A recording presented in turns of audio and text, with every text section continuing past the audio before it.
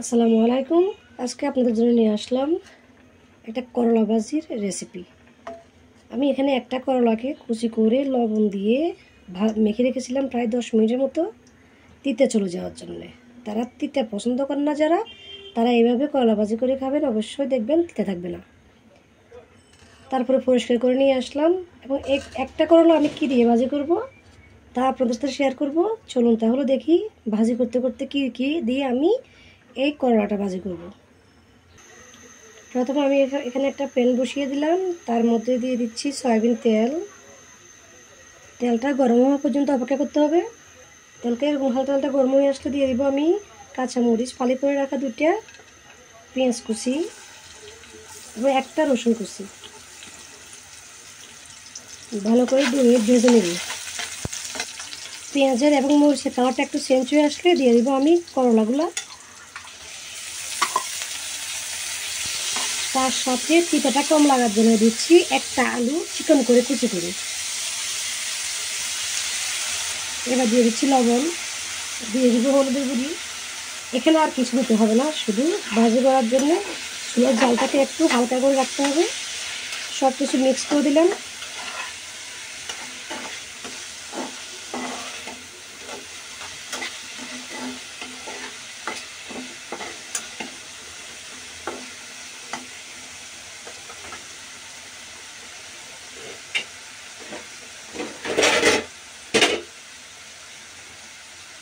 হালকা আছে জালটা, মানে একেবারে জালটাকে কমিয়ে ঢাকনা দিয়ে রেখে দিব 2-3 মিনিটের জন্য।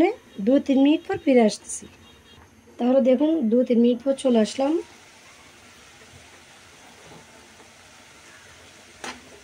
একটু ভালো করে আবারও উলটপালট করে দিচ্ছি, এখন নিচ দিয়ে লেগে যাবে।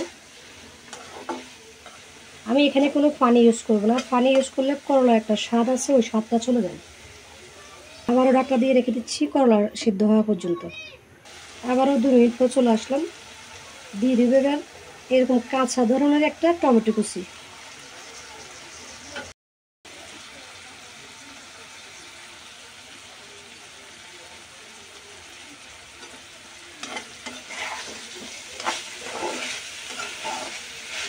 টমেটো পেলাকে এভাবে মিক্স করে দিয়ে আমি আবারও ঢাকনা দিয়ে রেখে দিব।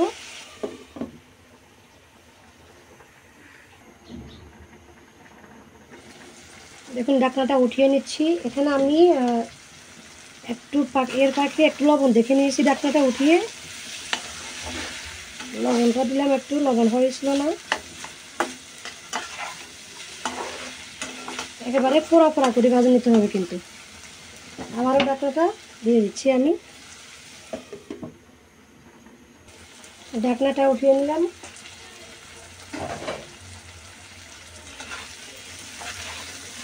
এরকম পোড়া পোড়া করে ভাজে নেবেন। করলা এবং আলু সব কিছু একসাথে সিদ্ধ হয়ে গেছে। এবার আমি চুলা থেকে নামিয়ে নিচ্ছি এই মজাদার করলা ভাজি। যারা তিতে খেতে পছন্দ করেন না তারা এইভাবে করলা ভাজি করবেন। আমি আসলে কখনো করলার সাথে আলু দিই নাই, আলু দিয়ে ভাজি করি না। আমার ভালো লাগে শুধু খালি করলা ভাজি খেতে। এখানের মধ্যে আমি আলু দিয়ে এবং টমেটো দিয়ে করলা ভাজি করলাম। যারা এভাবে ভাজি করে খান তারা অবশ্যই কমেন্ট করে জানাবেন কেমন হয়। ভালো লাগলে অবশ্যই লাইক এবং সাবস্ক্রাইব করে আমার পাশে থাকবেন সহজ সহজ রেসিপিগুলো পাওয়ার জন্য। আজকের রেসিপিটা এখানে শেষ করে বিদায় নিচ্ছি। সবাই ভালো থাকবেন। আল্লাহ হাফেজ।